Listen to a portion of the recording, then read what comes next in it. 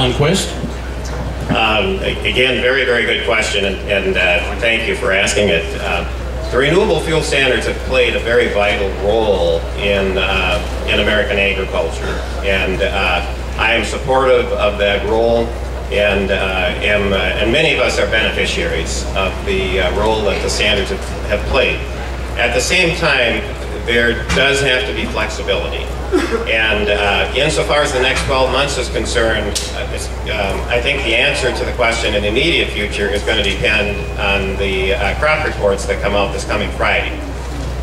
If the reports say we're going to have a yield of 135 bushels an acre in corn, that's one thing. If they say it's going to be closer to 120, that's something very, very, very different. So ask me the question again Friday afternoon, and I'll be more definitive there. But long term, we have to make major change. 2022, 16 trillion gallons of renewable fuels from cellulose. That's part of the standards. We don't have the technology to do that. Congress thinks it can change the laws of physics and chemistry by passing laws. I assure you that doesn't work. So we have to be flexible. Tim Walz. Well, thank you. And I do agree with Alan on this. Friday does matter, but I think we need to keep in mind this issue of energy and energy independence. This is a national security issue. The future is going to belong to the country that has the ability to fuel and power itself. And I think making sure we have that broad portfolio, and I agree with this too, I think we need to look at everything that's available to us. And we spend $1 billion a day. We send $1 billion a day to countries that hate us. They'll hate us for free. Invest it here, make sure that we're creating the jobs here, and make sure we have these industries that have an opportunity to move forward. So I think you're going to see pretty close agreement on this. I think the question is well understood by all of us, because the issue of using feed crops for fuel has always been one of the debates in this. I think we need to keep in mind that the crops we've been producing and what you've been able to get in yields has been a commitment because markets were available, like the renewable fuel standard, that drove us to get things. Imagine if we were using corn varieties from 25 years ago in this drought, and I think the RFS has had a part in that. So yes, we have to support these. Let's go on to the next group of candidates. Colin Peterson, would you care to respond to that? Yes, I support the renewable fuel standard, but I agree with Alan. I think we have to take a look at what comes out Friday with the crop reports. But also, I'd like to caution everybody that we've got, if it's bad, we got to figure out a way where we can all work together to make this work. You know, the ethanol industry, you know, changed the marketplace in corn. You know, we subsidized corn for 20 years. You know, corn was $1.95, $1.85 a bushel. Nobody could grow it for that. The reason they kept growing corn is because the government subsidized it. You know, now we've changed, we got the market working. Now, the ethanol plants, they don't like $8 corn. The livestock guys don't like $8 corn. The corn growers like $8 corn if they got a crop. You know, so we got to work together. And what I'm worried about is that this RFS issue is going to divide us. And we can't afford that. There's not enough of us in agriculture for us to be able to be fighting with each other. So we have got to figure out a way to make this work so we can keep the livestock industry, keep the ethanol industry, keep everything going. Lee Biber. We live in a fantastic country, in a gem of a state with tremendous, unbelievable natural resources. I do believe that we do need an all-inclusive energy plan based on incentives. That's how Americans respond, not because they have to through penalties, because through incentives. That's different from the rest of the world. When Europe comes with penalties and you have to, America historically has provided incentives. If you innovate, if you move forward, if you produce, we will incentivize you to do this. Our friend Colin Peterson for 20 years now has served us, but he has changed. 3 times now he has voted for policies that will penalize, whether you're talking about cap and trade or the healthcare reform. It's based on penalties. This is what Obama's trying to do, transform our nation. We need to stand up and rebuild our nation based on freedom and incentives and free enterprise and the hard work of Minnesota's farmers. Thank you. Mike Obermueller. Well, I certainly support the renewable fuel standards as well, and I think Congressman Peterson's really hit the nail on the head. The goal ought to be to figure out how to do it amongst ourselves. Like any good family, it's okay to have disagreements and do a little fighting internally under the tent here. But when we come out of here, we have to be a unified voice, because this is the farm policy we have is too important to leave it to chance and the folks that are not living in these communities and in these states that have the biggest, most at risk to make those decisions for us. So we definitely have to be focusing in on it and making sure we find our solutions here as a bipartisan way, get through that thing, and then come out with a unified voice. All right, let's take another question. Bruce Schmoll, President of the Minnesota Soybean Growers Association, and we're going to go back to the 1st Congressional District, and Alan Quist gets it first. Bruce? All righty, thank you very much. Also, I want to thank all the panel members for coming here today. I appreciate your involvement when others decline. So I think it's important that the people that are here today have a chance to listen to you personally and hear your answers. Maybe a little bit further discussion on this last question. Representing the soybean industry, 60% of our soybeans are being exported right now, and about half of those are going to China. I recently returned from a trip to China where there was a lot of concern over the drought and the supply. The question is, if we take this a little bit further and there is a concern about constant supply to these countries, I know there's been talk of an embargo popping up here and there. Most of us don't want to hear that, but I'm just curious your thoughts on potential for embargo or limiting exports to these countries. Alan Quist. Bruce, thank you again for the question. It reminds me of the embargo that the United States, the food embargo the United States placed on against the USSR, and maybe this goes back 25 years, I don't know, it was quite a while ago. So we placed the embargo on the Soviet Union and shot the farmer in both feet.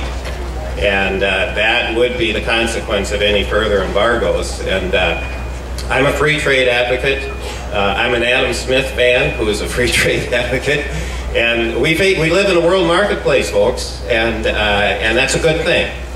And we always have to be mindful of that fact that we are in the world marketplace. We are a huge producer of soybeans for the world market, and we need to keep that that wonderful position that we have. We need to protect it. Tim Walz.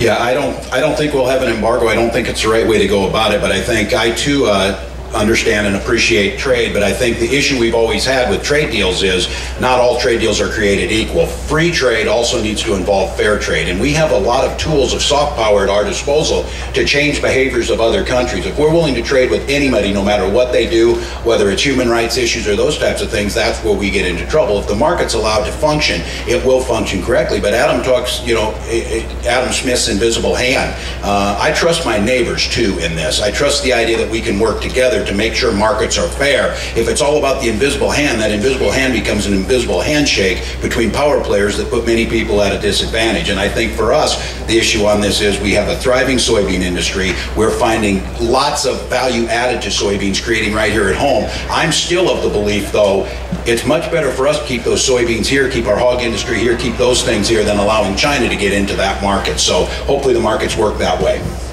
Mike Parry. Well, thank you very much. And again, I think we're echoing the same thing up here today. Free markets, let it work.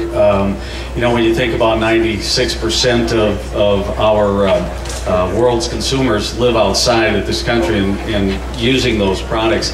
I guess where I get concerned is when my congressman, Tim Walz, says he's for free trade, but then again votes against Panama and Colombia free trade agreements. I mean, I don't believe you can have it both ways. Either you're going to move forward and work out these solutions and work with these other countries, or you're not. I mean, you can't pick winners and losers here. So I believe in the free market, and I think we need to work hard to continue that. And I can't even imagine that there would be an embargo. All right, we're going to go back to the 7th and 2nd Congressional Districts. Mike Obermuller gets the first question from Kevin Patt, President of the Minnesota Farm Bureau Federation. Kevin, go ahead with your question. As we walk around FarmFest, we see multi-generations here, 3 generations of family farmers. My question is on estate taxes. Do you support or oppose, so it's an easy answer, do you support or oppose extending the 2001-2003 estate tax exemption? Mike Obermuller.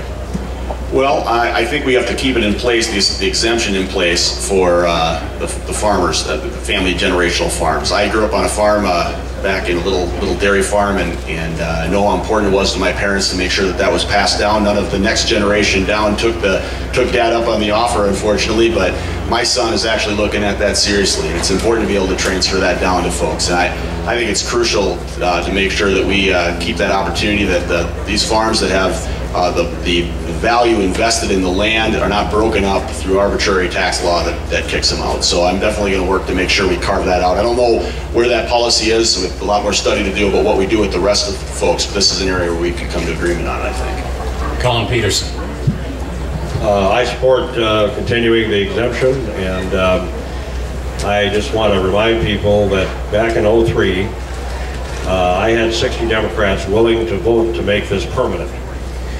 Paid for. So it wouldn't have been an issue right now. At the time, if you remember, there was this big, huge campaign, political campaign, to kill the death tax.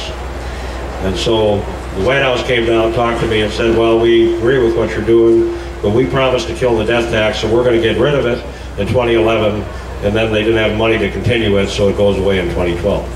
This is the problem with the politics today, this all or nothing, political-driven agenda that gets us in the ditch. This didn't need to happen, but that aside, you know, we need to keep these exemptions where they're at, the rates where they're at. I support it. Lee Byberg.